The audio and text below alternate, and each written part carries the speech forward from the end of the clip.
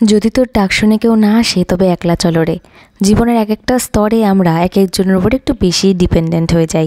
যদি সেই অন্য মানুষটা যদি হঠাৎই ব্যস্ত, তার আসল মুখোশটা যদি আমাদের সামনে খুলে আসে, তখন আমরা বড্ড একা হয়ে যাই, মনে হয় নিঃস্ব, আমরা অসহায়। কিন্তু আমরা কি কখনো আমাদের জীবনের এই আসল সত্যটা ভেবে দেখেছি? আসলেই আমরা একা এসেছি এবং চলেও যেতে হবে একা। জীবন থেকে মৃত্যু পর্যন্ত এই জার্নির মাঝে শুধু কয়েকটা পথিকের সাথেই আলাপ। এইটুকু সময়ের মধ্যেও মানুষকে মিথ্যে বলছে, নাটক করছে, ঠকাচ্ছে, রাগ থাকো বাবা তোমরা তোমাদের এই মিথ্যে নাটক। হামে তো বাস ইস সফর কা মজা লেনা হ্যাঁ। ভাড় মে যাও তুম আর তোমারে উস গন্দি দিমাগ। আমিও একা হয়েছি, তারপরেই বাঁচতে শিখেছি নিজের সাথে, নিজেকে ভালোবেসে।